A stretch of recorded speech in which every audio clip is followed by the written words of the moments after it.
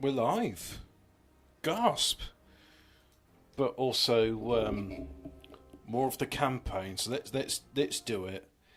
Uh, I've got to admit, I'm actually quite bored with this campaign now. So I'm trying to muscle through it. And with all of that done, with all that said and done, it's like jump bot units are not by missions earning campaign. Rely on this mission to if you find this mission to do backtrack to mission. Constable, jump jets, moderate, does not jump. As long as disruptor deals with top close from cool, okay. So, Commander, you are going to build caretakers. There's already one. That doesn't mean we can't build more. So if I go ahead and do that, let's go ahead and do that, like so. And then, do we have some? No, we don't. So next up, we are going to have constables. 10 should do for now. Then once you're done with that, you can jump. I don't remember having jump jets as a capability, but apparently I do.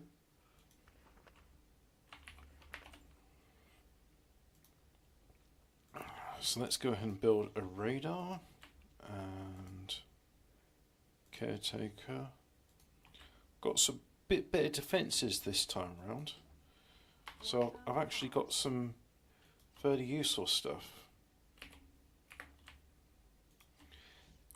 What I find strange in this is there's no direct analogue of the medium range plasma turret, which would be Punisher and Guardian in Total Annihilation. There is something called the Cerberus, which does look a lot like something I've seen in Uberhack before. But anyway, we'll go ahead and do that, and then got a few more, so let's make some more defences. Just one of everything is... It's not a good strategy, but it's a fun strategy, and that's why I do it. So if I got one of everything, then at least you know it's balanced. And then we'll have some medium range plasma there, and then that will do for now. Right, and then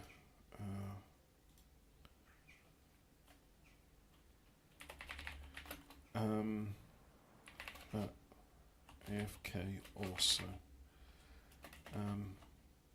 Not really. I'm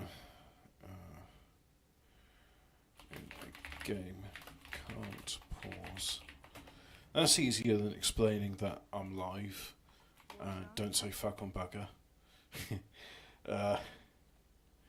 So anyway.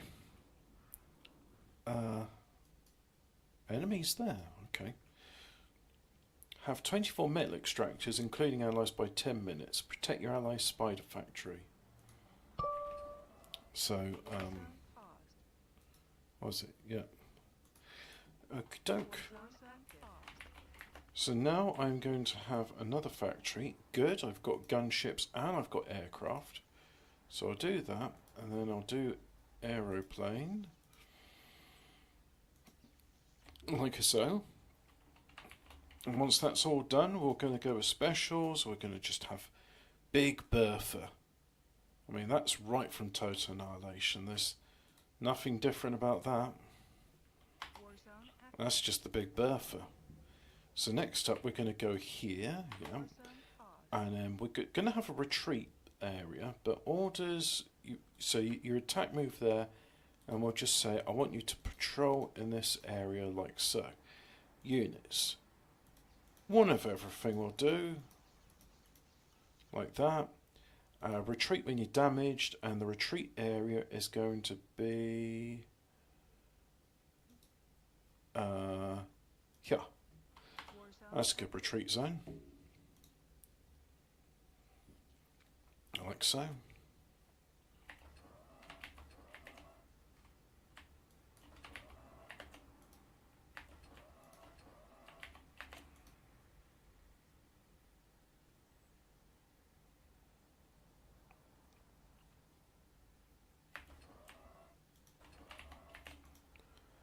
Okay, so that's that done. I am going to have retreat, yeah, and you're going to go attack move there, and then does P work? P does work, yeah, that's good, okay. So we're just going to have constructors there, and we're going to have these constructors there, like so. So we'll have 110 builders, excluding the commander and the caretakers. And I really want to listen to the rune staff, but we'll procrastinate a bit on that for the moment, for reasons which I hope are self-evident. But anyway, there's my allies' facility, which I've got to protect. That's well, it's a secondary objective, but probably best that I do something to that effect. Right, so that's group 3, defense. Let's go ahead and make some defense.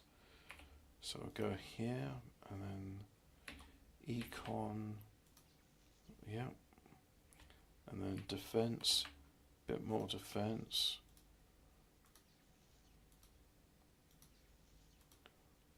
Gauss or Gauss, as you can delete as appropriate.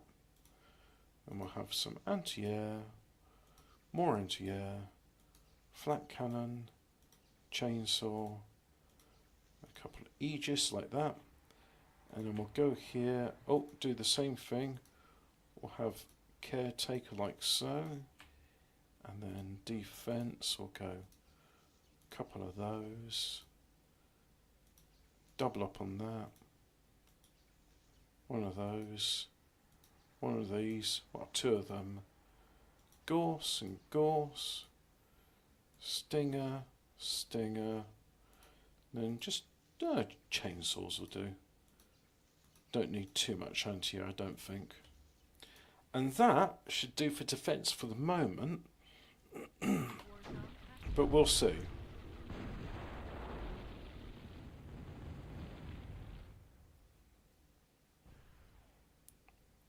We shall see, indeed. Where's the commander? He's just there building stuff. And there's the range of my radar. Oh, they're under attack, but I've got my light laser turret, which is better than nothing. And there's a caretaker. Hopefully he'll start repairing the construction aircraft. And... oh, you know what? No, still got a bit of time.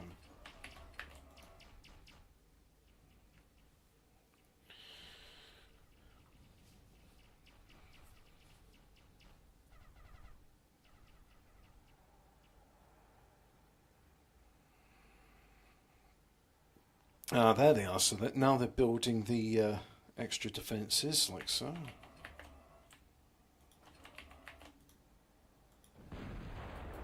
Repair that for me, would you?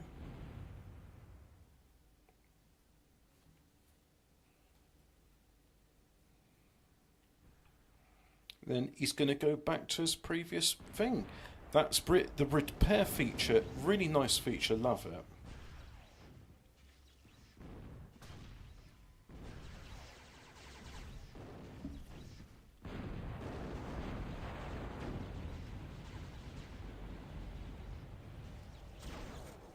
I like how there's just a unit called placeholder. Insert unit description here.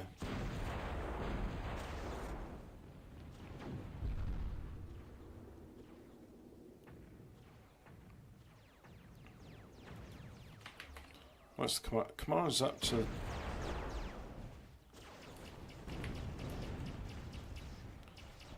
and is that right? Yes, it is. Right. These are done. Okay, so you guys...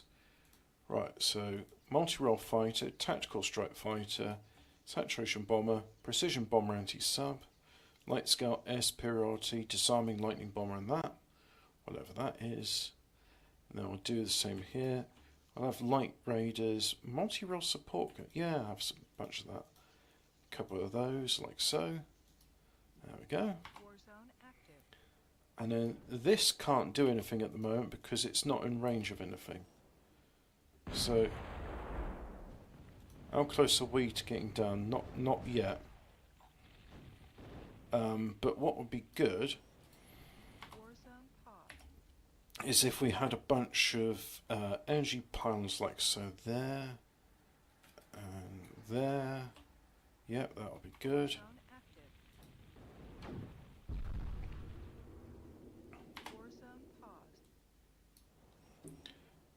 These guys, I want you to go ahead and build fusion. Yes, fusion. And it tells me it's not actually any more economical than solar or wind, but it has the advantage that it produces more power than them. So it's good if space is at a premium, or if you just can't be bothered to build that many units, like as is the case with me. So now that's done, I'm going to go ahead and build some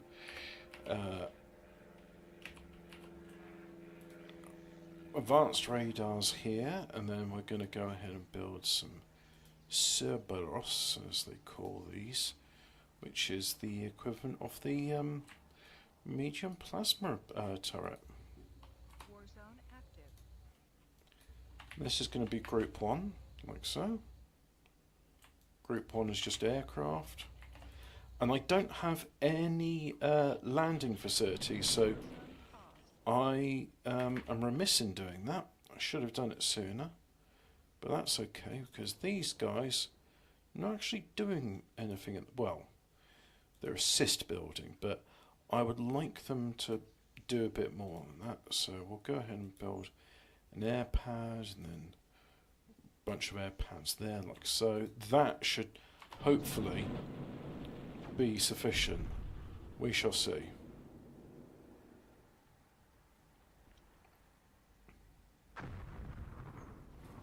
And there's the first big bertha. And the shields here, they're charging up. I like how they go from red to, well, they go from red to blue, indicating their health. Which I think's pretty cool. And hey, look, we are in long enough that now I can press this. But by refusing to counter those subtle forces that might wreck our schemes, Prince, not to stand still, that is not our way. We are proud of our influence upon the earth. We wish to extend it. You seem uneager to carry out the principles of our ambition, which is to spread a great, laughing terror to the corners of the world. You're becoming small-minded, we fear.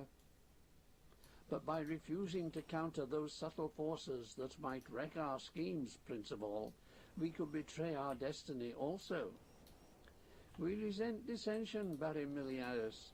Your personal hatred of Hawkmoon, and we have heard your desire for Isolde of Brass, represent dissension. We have your self-interest at heart, Baron, for if you continue in this course, we shall be obliged to elect another over you, to dismiss you from our We'll turn the Infinity build off of that for the moment. Dismiss you from your order. Instinctively, Baron Miliadis' gauntlet at hands leapt fearfully to his mask. To be unmasked, the greatest is grace, the greatest horror of them all, for that was what the threat implied. To join the ranks of the lowest scum in Londra, the caste of the unmasked ones. Miliadis shuddered and could hardly bring himself to speak. At last he murmured, "I will reflect on your words, Emperor of the Earth." "Do so, Baron Miliadis. We would not wish to see such a great conqueror destroyed by a few clouded thoughts. If you would regain all our favour, you will There's my find for us AirPads. the means by which each communist and emissary is left." Baron Miliadis fell to his knees, his great wolf mask nodding, his arms outspread. Thus the conqueror of Europe abased himself before his lord, but his brain flared with a dozen rebellious thoughts, and he thanked the spirit of his order Who's going to win? that the Oh, mask hid his face, so that his fury did not show. He backed away from the throne globe. What I'm going to while the do, beady, as sardonic well eyes as of that, the King Emperor regarded him. just have a line of light laser turrets. Why not? It'd be a laugh. Floating near the Be shrunken fun. and the milky fluid swirled. Flashed And we'll with take the rainbow infinity colours, build off of that one red as well. Turned black once more. Meleagrus wheeled and began the long march back to the gigantic doors. I'll take infinity build off of that. Moving mantis masks watched him with malevolent humour. When he had passed through the doors, he turned to the left and strode through the corridors no of the power twisted here. palace, seeking the apartments of the Countess Flana Mykosavar of Canberry, widow of Hasselbach, Mykosavar, the Muscovian renegade, who had once headed the Vulture Legion. Countess Flana not only was now titular head of the Vulture Legion, but also Soon be cousin done. to the King Emperor, his only surviving kin. Chapter 2. Human Thoughts of the Countess Flana. The heron mask of spun gold lay on the lacquered table before her as she stared Now through that's the window done, let's go over the ahead curling, and do some crazy more spires of the city of Londra. A pale, of beautiful those, face like so. full of sadness and confusion. As she moved, the rich silks and jewels of her gown caught the light from the red sun. She went to a closet and opened it.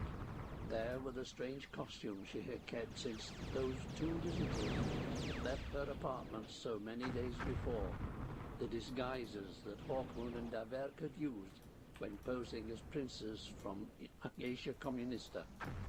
Now she wondered where they were, particularly Daverk, whom she knew loved her.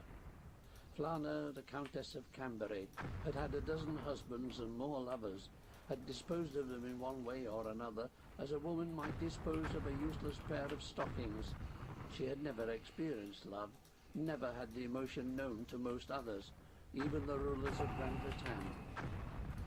But somehow, Daverk, that dandified renegade who claimed to be permanently ill, had aroused these feelings in her. Perhaps she had remained so remote heretofore because she was sane, while those surrounding her at court were not, because she was gentle and capable of selfless love, whereas the lords of the Dark Empire understood nothing of such feelings. Perhaps Daverk, gentle, subtle, sensitive, had awakened her from an apathy, induced not by lack of soul, but by a greatness of soul. Such greatness that it could not bear to exist in the mad, selfish, Anyway, time to start pushing out. of the court of Eden.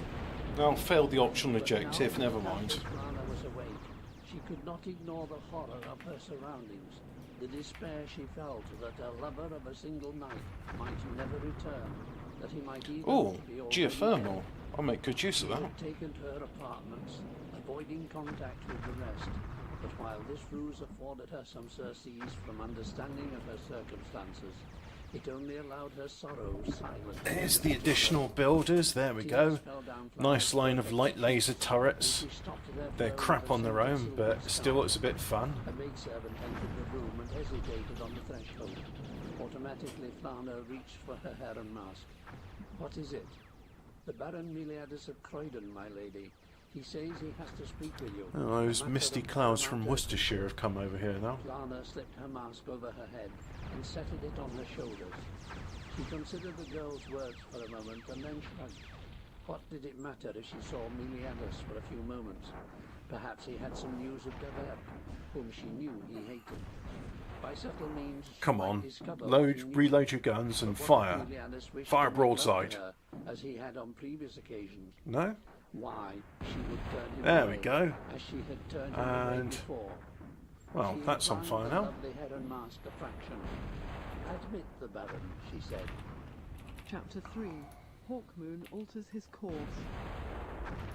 The great sails curved in the wind as the ship sped over the surface of the sea. The sky was clear and the sea was calm, a vast expanse of azure. Oars had been shipped, and the helmsman now looked to the main deck for his course. The boatswain, clad in orange and black, climbed to the deck where Hawkmoon stood staring across the ocean. Hawkmoon's golden hair streamed in the wind, and his cloak of wine-coloured velvet whipped out behind him. His handsome features were battle-hardened, and weather-beaten, and were only marred Love by a bit the of artillery. essence embedded in his forehead of a It dull retreats to black here, stone. but Gravely he yeah. acknowledged the boatswain's salute. Um, I'd given orders to sail around the coast, heading due east, sir, the boatswain said. Who gave you that course, boatswain? Why, nobody, sir. I just assumed that since we were heading for Denark, we are not heading for Denark. Tell the helmsman. come on, let's That build some strange more warrior, air pads the after warrior this is in jet done. and gold, you call him. He said, he is not my master, boatswain. No, we sail out to sea now for Europe. For Europe, sir. You know that after you saved Narleen, we would take you anywhere, follow you anywhere. But have you any understanding of the distances we must sail to And reach another one. Europe? The seas we should have to cross, the storms? I understand, but we still sail for Europe. As you say, sir. Frowning, the boatswain turned away to give his orders to the helmsman. From his cabin below the main deck, Davert now emerged, began to climb the ladder. Hawkmoon grinned at him. Did you sleep well, friend Davert? As well as possible aboard this rocking tub. I'm inclined to suffer from insomnia at the best of times, Hawkmoon, but I snatched a few moments. The most, I suppose, I may expect. Hawkmoon laughed. When I looked in on you an hour ago, you were snoring. Davert raised his eyebrows. So, you heard me breathing heavily, eh? I tried to keep as quiet as possible, but this cold of mine, contracted since coming aboard, is giving me a certain amount of difficulty. He raised a tiny square of linen to the tip of his nose. Davert was dressed in silk with a loose blue shirt, flowing scarlet boots, a heavy broad leather belt supporting his sword and the dirk. And let's Around his go bronze throat with was wound a long scarf a of buzzsaw, purple, but they and called his it the long hair Disco was held Rave back by a Party band or matching something. his breeks. His fine, almost ascetic features bore their usual sardonic expression. Did I hear aright, below? That's it. Drop the bombs. The boatswain to head for Europe. I was. So you still intend to try to reach Castle Brass and forget what the warrior in jet and gold said of your destiny? That it was to take that blade there. Davert pointed repaired, to the great and off red you go broadsword again. at Hawkmoon's side, to Denark, thus serving the Moonstar.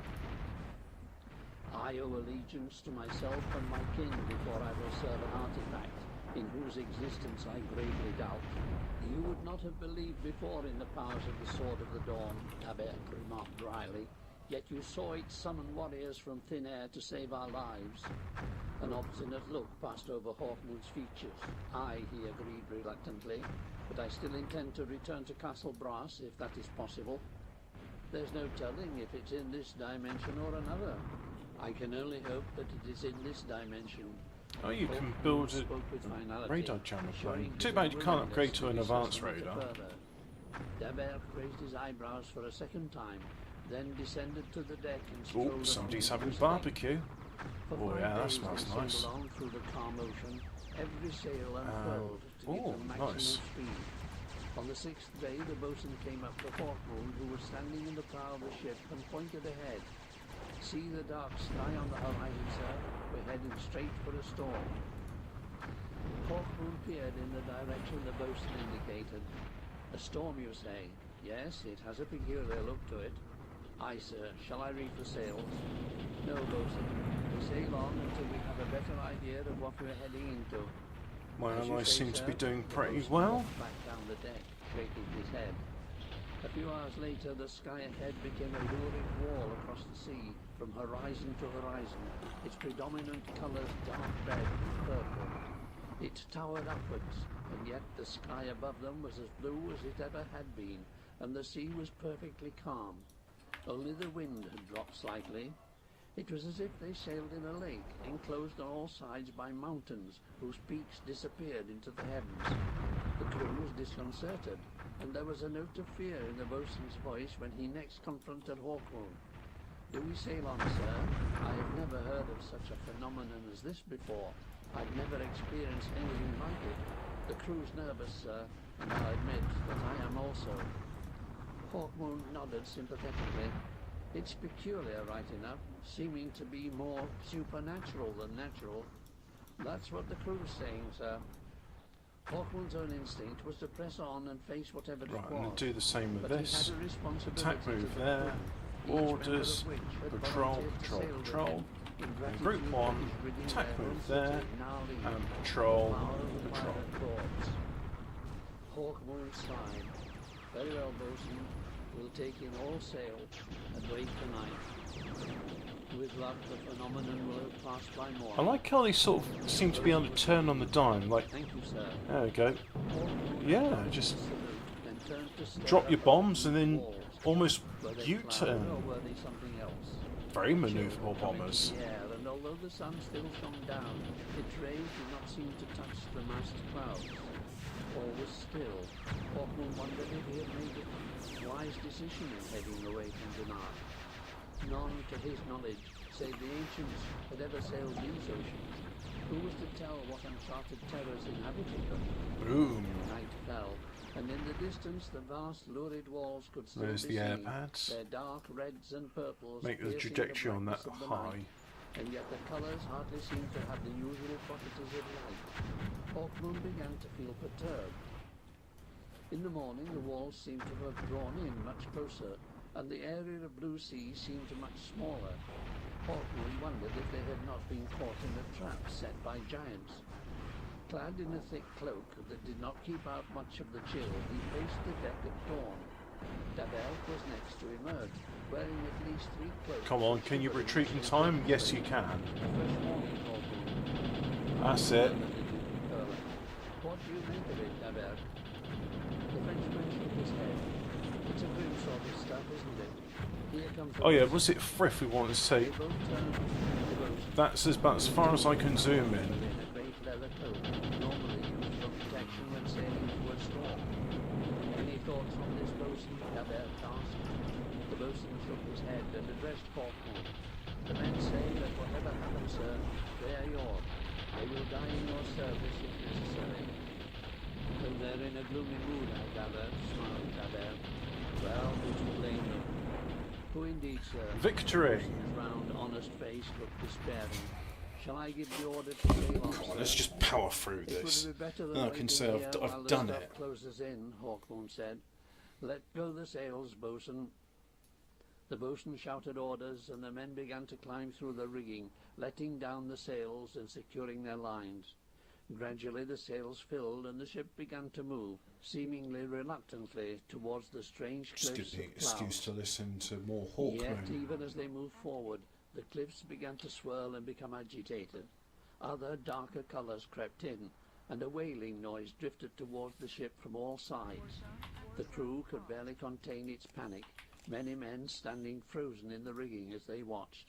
Hawkmoon peered forward anxiously. Then, instantly, the walls had vanished. Hawkmoon gasped. Calm sea lay on all sides. Everything was as before. The crew began to cheer, but Hawkmoon noticed that Dabert's face was bleak. Hawkmoon too felt that perhaps the danger was not past. He waited, poised at the rail. Then from the sea erupted a huge beast. The crew's cheers changed to screams of fear. Other beasts began to emerge all around them, gigantic reptilian monsters with gaping red jaws and triple rows of teeth, the water streaming from their scales and their blazing eyes full of mad, rolling evil. There was a deafening flapping noise, and one by one the giant reptiles climbed into the air. "We are done for, Hawkmoon," said Dabert philosophically as he drew his sword. "It's a pity not to have had one last sight of Castle Brass, not one last kiss from the lips of those women we love." Hawkmoon barely heard him. He was full of bitterness at the fate which had decided he should meet his end in this wet and lonely place. Now none would know where or how he had died. 100 of those. Chapter 4, Orlan Frank. The shadows of the gigantic beasts swept back and forth over the deck, and the noise of their wings filled the air. Looking upwards in cold detachment as a monster dropped towards him, its maw distended, the Duke of Curlin knew his life had ended.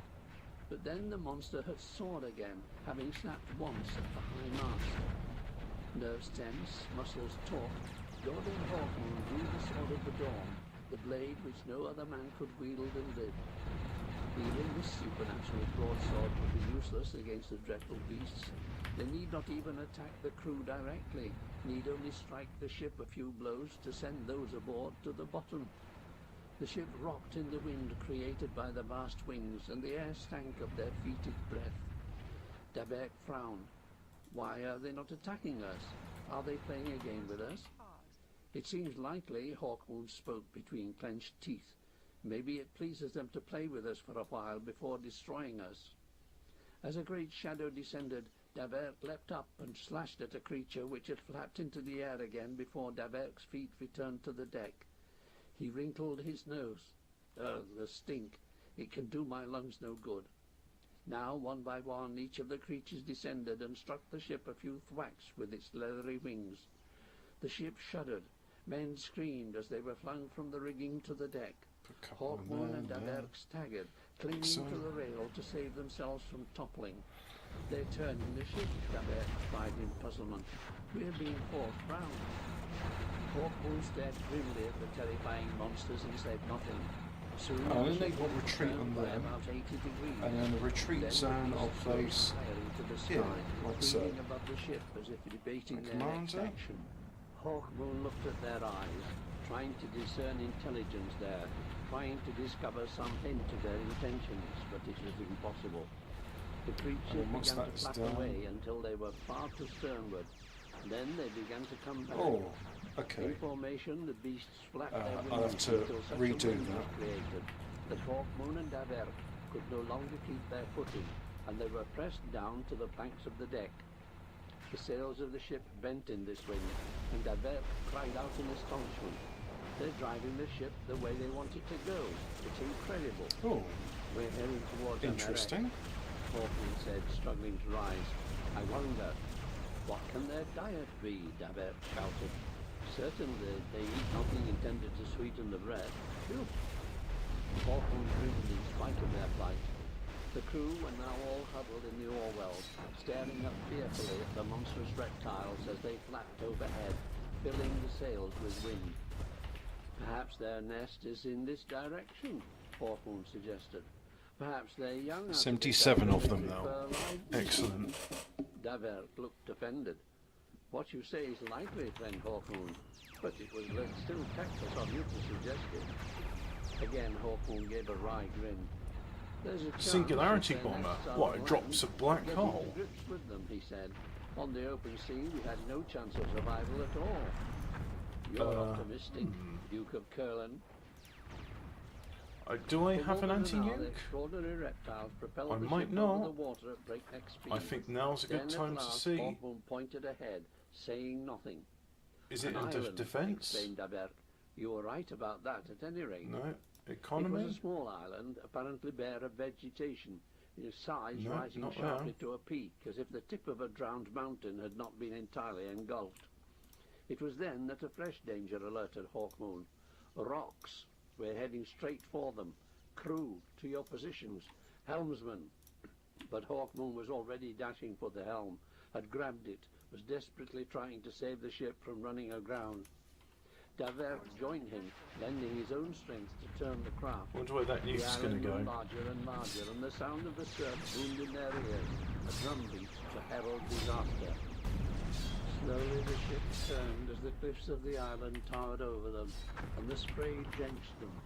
But then they heard a terrible scraping sound, which became a scream of tortured timbers, and they knew that the rocks were ripping into the starboard side and beneath the waterline.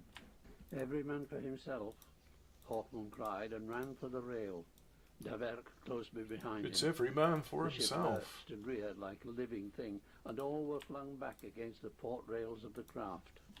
Bruised but still conscious, Hawkmoon and Daberk pulled themselves to their feet, hesitated for a moment, then dived into the black and seething waters of the sea. Weighted by his great broadsword, Hawkmoon felt himself being dragged to the bottom. Through the swirling water he saw other shapes drifting, and the noise of the surf was now dull in his ears. But he would not release the sword of the dawn. Instead he fought to scabbard it, and then use all his energy to strike up to the surface, dragging the heavy blade with him. At last he broke So through that's the waves done. and got Now a dim impression these- of the ship above him. 1, The sea seemed 5, much calmer, and eventually the wind 10, dropped altogether. 1, The 1, boom 1, of the surf 1, diminished to a and 1. whisper, and a strange silence took the place of the cacophony of the few moments earlier. Hawkmoon headed for a flat rock, reached it and dragged himself onto land. Then he looked back. The reptilian monsters were still wheeling in the sky, but so high they did not disturb the air with their wing beats. Suddenly they rose still higher, hovered for a moment, then dived headlong toward the sea. Is that the enemy commander? One It by is. one, they swept the waves through the great Go on, splashing kill it. noise. The ship groaned as the wash hit it, and Hawkmoon was almost sluiced from his place of safety. Then the monsters were gone. Hawkmoon wiped water from his eyes and spat out the Move brine out the from his way mouth. so I can carry on What building. would they do next?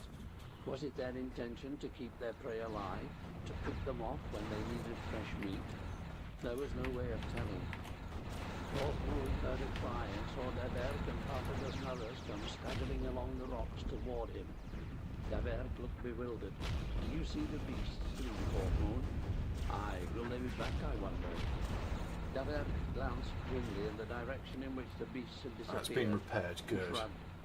"I Hello, suggest we Interdimensional strike Lizard. inland. You missed Aim Jeff for buys the cars land from the live. ship," He was doing a Hawkmoon canoe said. and all that "How stuff. many It was of us great left fun. alive?" Slapping a He bird's turned ass was on wildly there to the too. boatswain who stood behind Daverk. "Most of us, I Apart think, from that, sir, I've been mowing the were lawn, lucky. Look." and boy, it needed The it. boatswain pointed 3 beyond foot the tall ship to where grass the in some major part of places, the crew were assembling on the and that's shore. not an "Send exaggeration. some men back to her before she breaks up," Hawkmoon said. "Rig lines to the shore and start getting provisions to dry land." "As you say, sir, but what if the monsters return?" "We'll have to deal with them when we see them," Hawkmoon said. For several hours, Hawkmoon watched as everything possible was carried from the ship and piled on the rocks of the island. "Can the ship be repaired, do you think?" Daverk asked. "Maybe. Now that the sea is calm, there's little chance of her breaking up, but it will take time." Hawkmoon fingered the dull black stone in his forehead. "Come, Daverk, let's explore inland." Oh, They began okay, to climb cool. up I over didn't the see rocks, you. heading up the slope to the summit of the island. The place seemed completely devoid of life. The best they could hope to find would be pools of fresh water. Ah, that's and an there might be allied shellfish nuke. on the Okay, that's shore. fine then. It was a bleak place. Their hopes of survival, if the ship could not be refloated, seemed very slight, particularly with the prospect of the monsters returning. They reached the summit at last and paused, breathing heavily from their exertions. "The other side's as barren as this," Daverk said, gesturing downward. "I wonder," he broke off and gasped. "By the eyes of Breeze and a man." Hawkmoon looked in the direction Daverk indicated. Sure enough, a figure was strolling along the shore below. As they stared, he looked up and waved cheerfully, gesturing them towards him. Certain they were suffering hallucinations, the two began slowly to climb down until they were want close to him. He Spitters. stood there, fists on Yeah. his hips, feet wide apart, grinning at them. They paused. The man was dressed in a peculiar and archaic fashion. Over his brawny torso was stretched a jerkin of leather. leaving his I think arms there's a and chest mistake bare. here. He wore a woolen bonnet on his mop of red hair, and a pheasant's tail feather was stuck jauntily into it. His greaves were a strange I want you checkered to design, attack move there, and he wore and then battered and orders. buckled boots on his feet. Secured over his back by a cord was a gigantic battle axe, its steel blade streaked with dirt and battered by much use. His face was bony and red, and his pale blue eyes were sardonic as he stared at them. Bombs away. "Well now, you to the Hawkmoon and the Daverk," he said in a strange accent. "I was told you liked your count." "And who are you, sir?" Daverk asked somewhat haughtily. "Why, I'm Orlan Frank, didn't you know? Orlan Frank, here at your service, sir." "Do you live on this island?" Hawkmoon asked. "I have lived on it, but not at the moment, don't you know?" Hello, Alphabet Cat. Frank removed his bonnet and wiped his forehead with Yeah, it his was arm. fun. Jeff buys cars was doing the canoe stuff, so I told him about Göbekli Tepe and "And who told other you fun about things it?" from around the world. "I've a brother, given to wearing somewhat fancy metal of black and gold. The warrior in jet and gold," Hawkmoon exclaimed. "He's called Right, some let's such get some- popish title, I gather. He would not have mentioned this rough and ready brother to you, I don't doubt. He did not. Who are you? I'm called Orlan Fank, from Savray in the Orkneys, you know. The Orkneys? Hawkmoon's hand went to his sword. Is that not part of Gran Bretagne? Island to the far north? Fank laughed. Tell an Orkney man that he belongs to the Dark Empire and he'll tear the throat from you with his teeth. He gestured apologetically, and as if in explanation said, it's the favourite way of dealing with a foe out there, you know. We're not a sophisticated folk. So the warrior in jet and gold is also from the Orkneys, Davett began. Now let's see if my aircraft pick. Yeah, they do pick up on it. So even though this isn't an patrol route, they go to it. Orlan Fank laughed heartily. No, Nice. he's no Orkney man. Fank wiped sears of laughter from his eyes with his battered bonnet. Why should you think that? You said he was your brother. So he is, spiritually, you might say. Perhaps even physically, I've forgotten. It's been many years, you see, since we first came together. What brought you together? A common cause, you might say, a shared ideal. And would the rune staff be the source of that cause? Hawkmoon murmured, his voice hardly louder than the whisper of the surf below them. It might. You seem close-mouthed suddenly, Fank, said Davert. Aye, in Orkney we're a close-mouthed folk, smiled Orlan Fank. Indeed, I'm considered something of a blabbler there. He didn't seem offended. Hawkmoon gestured behind him. Those monsters, the strange clouds we saw earlier, would that be to do with the rune staff? I saw no monsters, no clouds. I've but recently arrived here myself. We were driven to this island by gigantic reptiles. Yeah, Hawkmoon rapid said. rearming and Now I begin to see reloading. why. They too serve the rune staff, I do not doubt. That's as may be, Fank replied. Yeah, I did watch the trip to Benidorm. That caused our boat to be wrecked? Hawkmoon asked. I found that fiercely. quite interesting, I yeah. could not say, Fank replied, replacing his bonnet on his mop of red hair and scratching at his bone chin. I only know that I'm here to give you a boat and tell you where you might find the nearest habitable land. Have a boat I for seem to us? have lost 20 of my units. Aye, not a splendid one, but a seaworthy craft nonetheless. It should take the two of you. We have a crew of 50, four-sized blades. Oh, if the crew staff wishes me to serve it, it should arrange things better. All it has succeeded in doing so far is to anger me fiercely. Your anger will only weary you, Orlan Fank replied mildly. I had thought you bound for Denark in the rune staff service. My brother told me. Your brother insisted I go to Denark, but I have other loyalties, Orlan Fank. Loyalties to the wife I have not seen for months, to the father-in-law who awaits my return, to my friends. Yeah, good on him. The folk of Castle Brass. I mean, it's a shame I that have heard Quentin. them. Well, I suppose They're he's just. safe for the He's a moment, man that's used to something. like making his money You know how he for wants, and certain. Aye. he seems Their to lives have are pretty much been without event, given his 30 except for the pieces of trouble silver. on Alvareza Tozer. Can't all be Jeremy Clarkson. Tozer, what of the renegade? He has vanished from the Camargue, I gather. Orlan Fank made a flying gesture with his hand. For where? So let's go there and then do that. At any rate, I do not know the man. A talented player, Hawkins said, with the morals of a Grand Britannian, offered Fank. Exactly. Hawkmoon frowned and stared hard at Oh. Orlan. You would not deceive me. Okay. My Indian friends are safe. Their security is not for the moment threatened. Hawkmoon sighed. Where is this boat? And what of my crew?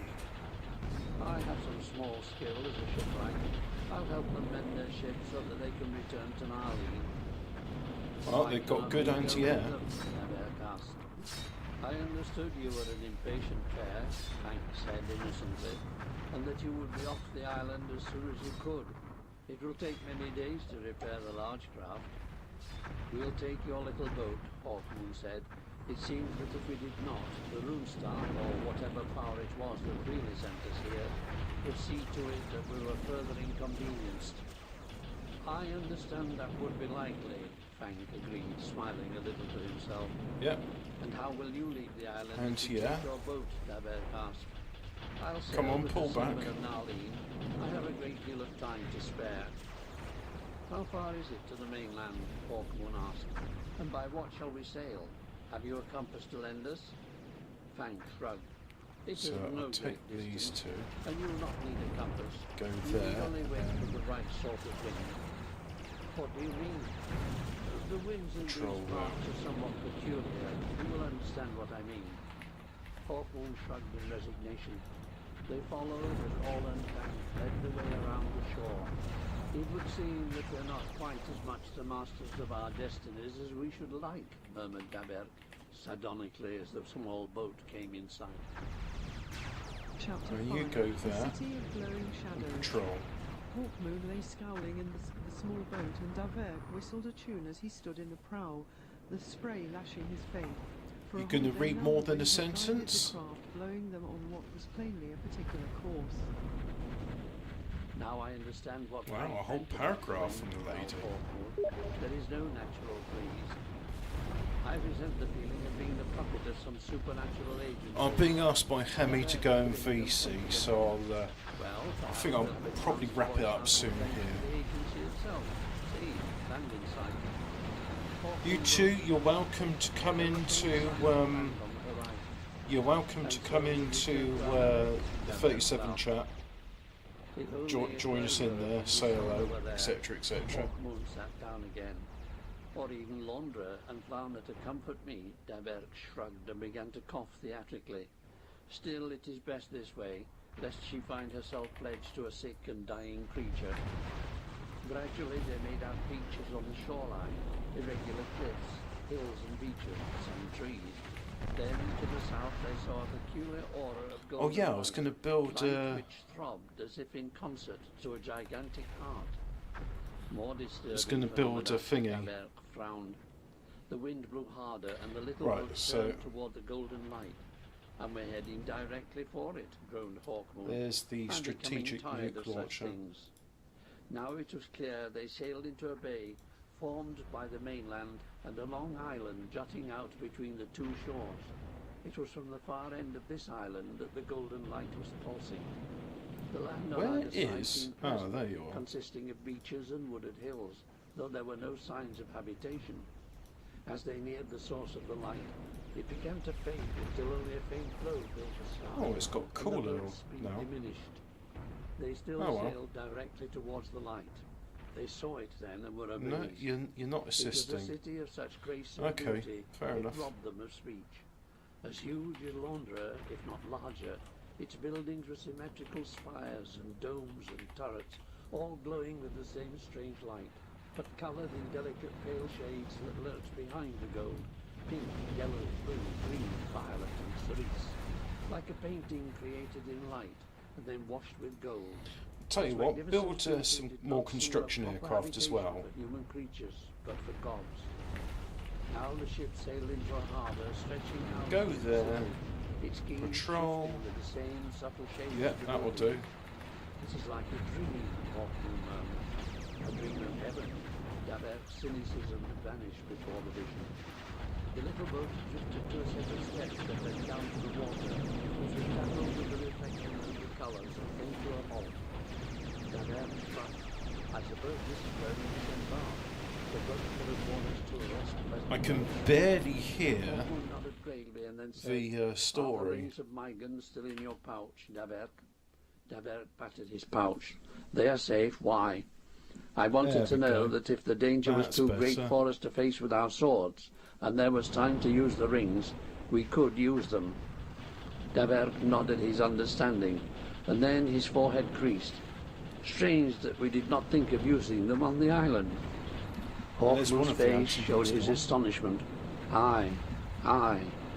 And then he pursed his lips in disgust. Doubtless that was the result of supernatural interference with our brains. How I hate the supernatural. Daberk merrily put his fingers to his lips and put on an expression of mock disapproval. What a thing to say in a city such as this. Aye, well, I hope its inhabitants are as pleasant as its appearance. If it has any inhabitants, replied Daberk, glancing around him. Together they climbed the steps and reached the quayside, The strange buildings were ahead of them, and between the buildings ran wide streets. "Let's enter the city," Hawkmoon said resolutely, Oh, "and it is find out working. why we have been taken here as soon as Control. we can. Then perhaps we shall be allowed to return to Castle Brass." Entering the nearest street, it seemed to them that the shadows cast by the buildings That was actually fast glowed repair. with a life and colour of their own. At close hand, the tall towers were hardly tangible, and when Hawkmoon reached out to touch one, the substance of it was unlike anything he had touched before. It was not stone, and it was not timber, not steel even, for it gave slightly under his fingers and made them tingle. He was also surprised by the warmth that ran through his arm and suffused his body. He shook his head. "It is more like flesh than stone." Davert reached out now and was equally astonished. "Aye, or like vegetation of some kind, organic, living stuff." They moved on. It was just dumb Every so rockets. often the long streets would Yeah, broaden they are. out into squares. They crossed the squares, choosing another street at random, they go? looking up at the buildings which gave the appearance of infinite height, which disappeared into the strange golden haze. Their voices were hushed. They feared to disturb the silence of the great city. "Have you noticed," murmured Hawkmoon, "that there are no windows?" "And no doors," Davert nodded.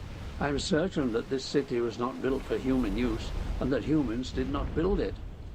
"Perhaps some beings created in the tragic millennium," Hawkmoon suggested. "Beings like the wraith folk of Soriandum."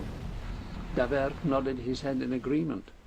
Now, ahead of them, the strange shadows seemed to gather closer together, and they passed into them, an impression of great well-being overcoming them. Right. Hawkmoon Attack all of smiled them. in spite of his fears, and Davert too answered his smile.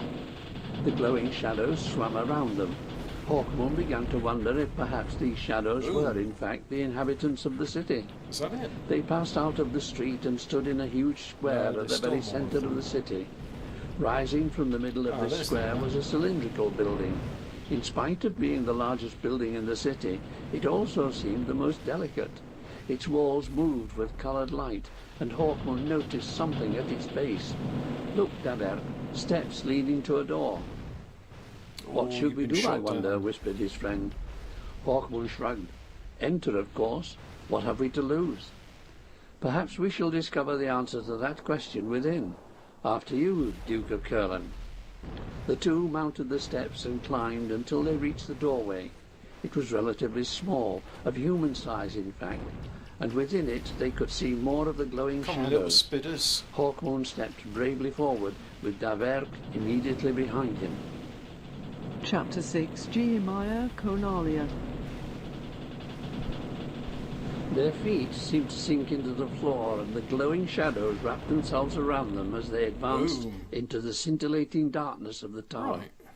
A sweet We're sound now done filled the here, so corridors, a thanks very much gentle for sound watching. like an unearthly lullaby. And we shall have to listen to more of the Rune Starfy some other time. Thanks for watching.